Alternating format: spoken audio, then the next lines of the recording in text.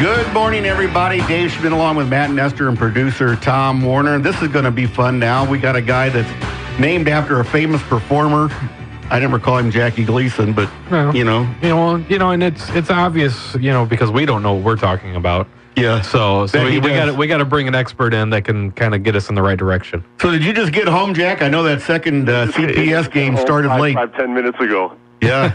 How was that last night? Quickly tell us about what's going on in that CPS series right now. The last night was everything that you would need to know about the CPS. Two, just wild, entertaining games that went right down to the end with the four best teams, maybe Bogan too, 4 of the 5 best teams. It just the intensity, the full house. They were both rematches where the teams had played each other twice already in their sections, and then all the ancillary stuff that goes on. The constant changing about where the game was going to be. They played it on the west side in a facility that only has anywhere from 1,000 to 1,500 seats. I don't know how many hundred people were turned away. And I heard people were turned away that had pre-bought tickets, at some of the Wow. schools. It was just total chaos. It was just total chaos. And there's no place to park around there. You're parking on the street, wandering around after the game. But it was a fun night, and it's just so entertaining. My son Patrick was there. He wasn't working last night with a couple of his friends, and we were laughing. And he's telling you can't make this stuff up. You go to these games, and they're so fabulous, and all the other stuff that goes on around them. It's just really entertaining. So, and there were 2 really good games, and those are 4 really good teams. I can't remember. I'd have to go back in my mind as to when that type of caliber of 4 teams, made it to that Final Four. The first game, Kenwood beating Curie right at the end, and then the second game, Simeon beat Morgan Park for the second time in a row. Which, I guess I was surprised a couple weeks ago when they did it, but now Simeon has just continued to improve, and they just seem to have an ability to slow Morgan Park down because Morgan Park likes to go really fast. Good recruiting, right, Jack? Very good recruiting. Kenwood, I believe that Kenwood has 9 players on their team that started at another school. That's a shock, isn't it, Jack? The first time they played Curie this goes back, I think this was actually before Christmas even, when the game got down to the end, we laughed that of the 5 players that were on the floor in the last 12 seconds of the game, I think it was a tie game or Curie was up by 1 at that point, and Kenwood scored to win the game. There were 4 of the 5 players on the floor started someplace else. Yeah.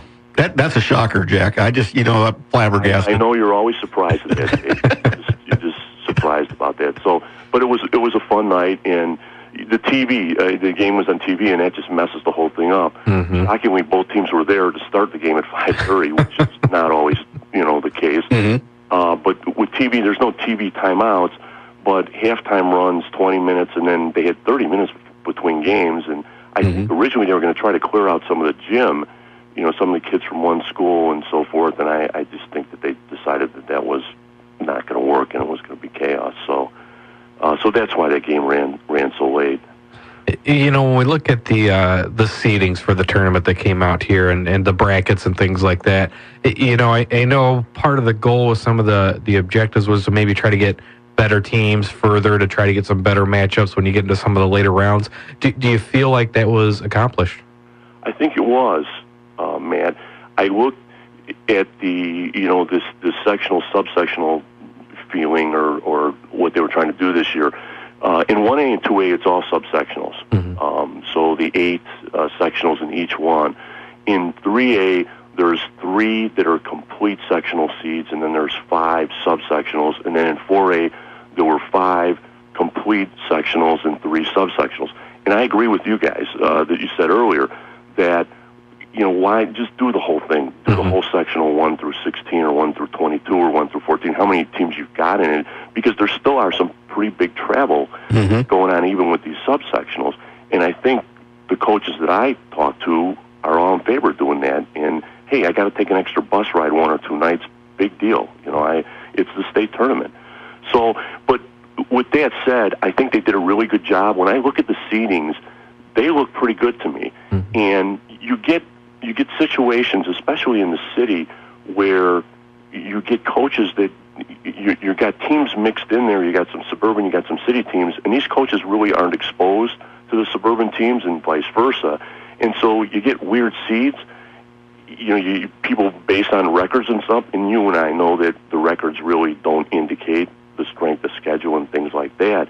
But it doesn't look like that happened this year. It looks like the seeds are pretty good. And it's interesting. The only one I see that you talked about, the Hononegah Auburn playing in the regional final. That's a little early for those two schools to play. But I see how that happened when I look at the numbers. Right. Yeah. The way the seeds broke, it was bound to happen that way. Yeah. Unfortunately. Right. No, and I saw that when I looked at it last night when they came out. That was one of the first things I saw, and I thought, oh, see, this didn't work. And I thought, oh, wait. And then when I analyzed it, I thought, yeah, it did work. That's what happened. And again, because of the subsectional. So maybe with a full sectional, that would have broke them, put them a game later or something. But it's all in all, I think they did a pretty good job on it. It's interesting, though, when I look at all four classes, you potentially, this is not beyond the realm of possibility for Leo to win 1A. And I think they're ranked third in the AP poll right now. Or is ranked first in 2A, for them to win 2A. Morgan Park is ranked first in 3A, for them to win 3A. And then 4A to be, some combination of Simeon, Kenwood, and Curie. You can have four Chicago teams winning all four classes without a big stretch. And is that good? I would say not. But that recruiting's good, though, Jack. Recruiting's good. So if you have a 4A, you could end up having those first three things happen, and then you could have a 4A final with a Simeon against a Curie Kenwood game, one or the other, because they're coming in different directions. What do you think would be the outcry if something like that ended up happening? Oh, I think I'd be screaming. I mean, people would be saying that's why people don't go to the state tournament. I think the crowd would be down. I thought the purpose of having more classes was to get, just a better mix of teams, to get the little towns back involved again, and that's not what's happening. It's really given these teams, the smaller schools in Chicago a shot at multiple opportunities. Uplift winning last year, obviously was the Chicago Public League North team, the winning 2A. So I don't know. I don't know what the answer is, but that's really, it was interesting when I sat down and really started analyzing these brackets and saw that's a distinct possibility. Jack? I remember one year where Marshall played Simeon in the, I think they played them in the semifinals. I don't remember. I think it was a 4A game. It was a 3A or 4A game. I had to look forward to that game for 6 weeks, anticipating what was going to happen. And I don't think there were 2,500 people in the Civic Center for that game. Mm-hmm. And because of that, and because of the environment, the game was just dead. It just had no flow to it. The kids didn't seem to be interested. You would have played that game at the Attack or at Quest last night, and it would have been unbelievable. Mm-hmm. So, it's just, but it is what it is. We're talking with Jack Gleason, our good friend from hssball.com. If you get a chance, check it out. He's also got all the pictures of all the gyms around the area he's been at, too. It's a really good spot. Here's one I looked at. This is me looking at 3A because of Boylan, playing real well right now. The Julian Regional has Morgan Park in it.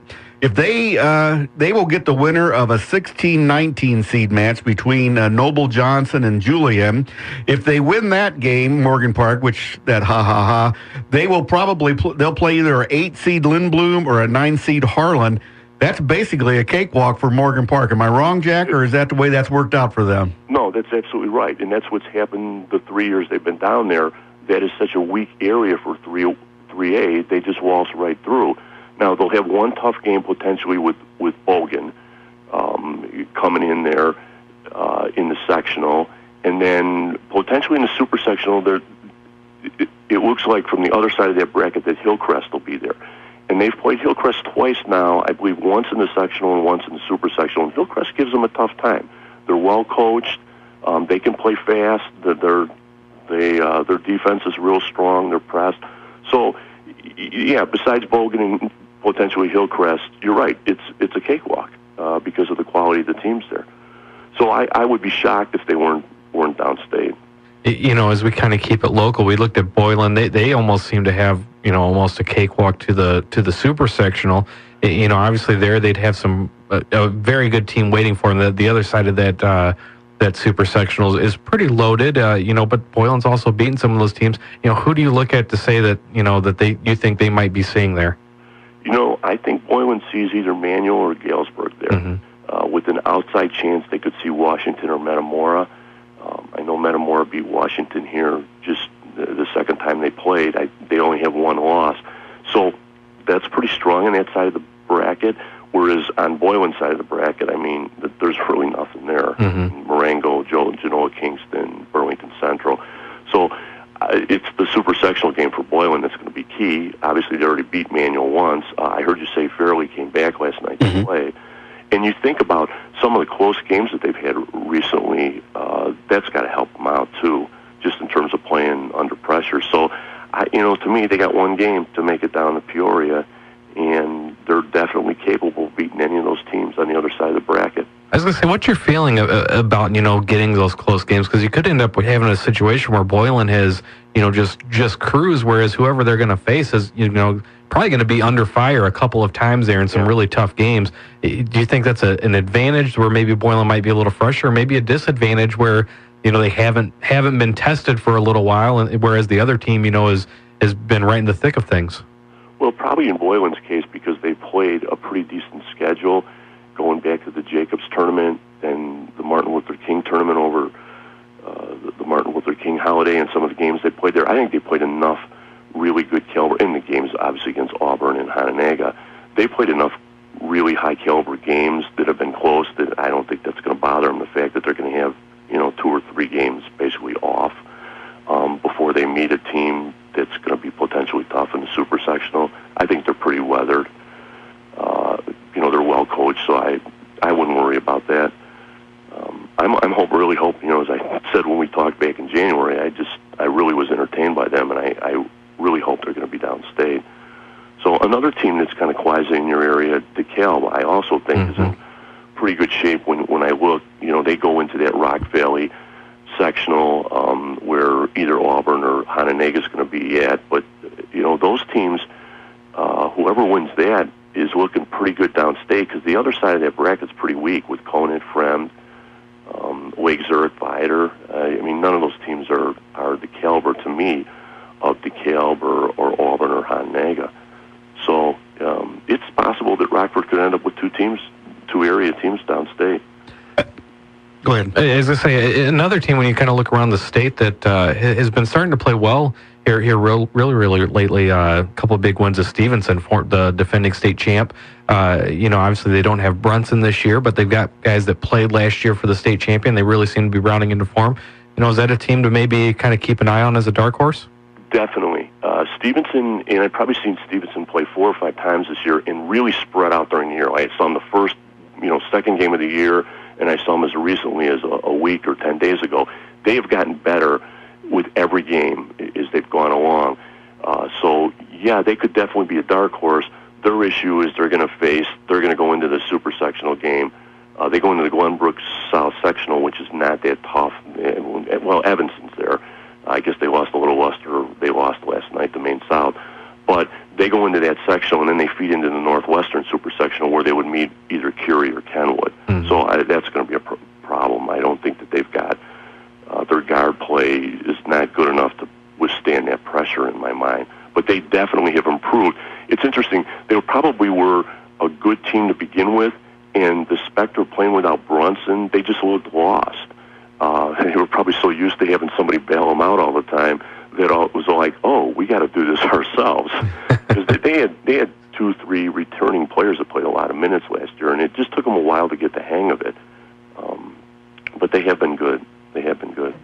Hey, Jack, 1A, we have a really good team up here. It's playing well right now. Christian Life, they got a super freshman in Trey Tucker. They've got a kid, Mitch Peterson, that's just scored 1,000 points.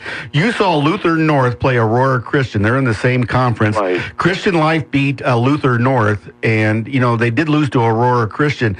How good of teams were those, and what do you think if Christian Life's had like 20-some wins this year, a team like them will do in 1A? I think Christian Life will do well. Their issue is they're going to go into that Harvest Christian sectional where Leo's going to be. Mm-hmm. So that's going to be a tough game for them. I mean, Leo's really good. As far as Aurora Christian and Luther North, I thought Aurora Christian Aurora Christian looked really good for about 2.5 quarters of the game, and then they just kind of fell apart. And Luther North made a run at them. But based on what Aurora Christian's done, I mean, the win over Winnebago really opened my eyes. I kind of was watching them. You hadn't seen them play, but watching their scores. And then when they won that game, I was like, ooh, this is a pretty decent team. And that's why I went out there to see that game. Plus, those are the games I remember. When when we talk in July and you ask me about the games I went to this year, I'll remember that game. It just was a fun night. It was a fun game. Two teams I normally wouldn't see play. The conference title was on the line, but no, Aurora Christian's decent, and I think Christian Life is probably Christian Life definitely has a chance. It's just the Leo issue that they're going to face at Harvest Christian. Real quick before we let you go, Jack, as you've kind of seen the brackets, looked them over a little bit, who's maybe one or two teams that, nobody's talking about that could potentially, all of a sudden we look up and they're downstate? Well, you mentioned about Stevenson, which I kind of had as a dark horse in my mind, except for the fact that they're going to have to take out a public league team. Another team that's really come on strong here in the south suburbs is Bloom. They really have been under the radar most of the year, and all of a sudden they're clicking on all cylinders. They blew out home at Flossmoor, who is a really good team, and they beat Thornton a week ago. So there's a dark horse too. Their obstacle is going to be Simeon, though. So I guess with that said, those are two dark horses, but I see pretty significant obstacles to get downstate. And how about them Kelvin Park Panthers, Jack? Well, the Kelvin Park Panthers, I thought they had a chance until I found out when I listened to Tony Gaddis talk that day that they didn't file their papers to go to the state tournament. Yeah, it was kind of a mess when they hired him. It was one of those things, and I just liked him. He was fun to have on. He was very interesting to have on, and as you said, I mean that's the public league. I mean those teams we forget about, and it's hard to get their scores. I love to get emails from guys like that are looking for a little publicity. I mean those are the guys that are really affecting the kids and taking what they have and molding them. And look at what he did with obviously a total disorganized situation, walking in after school started to become the coach. So I feel really bad for them. Although they get put in that goofy 3A sectional where, they mix those teams on the north side with the teams up by Antioch. I don't know if you guys saw the girls thing where the team from Richmond Burton went down to Sen. Yeah. Well, you're supposed to play Disney, and Disney doesn't show up for the game. They were in Disney World. Yeah, I just was like, I would have called, and then the next day they had to drive down there to play Wakanda. Back to Sen, I think I would have called the IHSA and said, we're playing this game over Wakanda. Tough tomatoes. Hey, Jack, thanks so much for being on. We'll keep talking to you as it goes along, and we always enjoy it. And tell your wife we said hello, will you? I took her out after the game last night. We met. We had a good time. That's good. I don't want to know any more, Jack. That's good. Okay, thanks. We've been talking with Jack Gleason from hssball.com. He's the best. Isn't he good? Yeah. And if he doesn't know it, he'll tell you, but he knows it. I was going to say, I don't know if there's anything he doesn't know, so. Yeah, that Disney game with that girl, that was weird. We're going to take our final break. We'll be back with more of Stateline Sports Hour in just a moment here on News Talk 1440 WROK. You already have your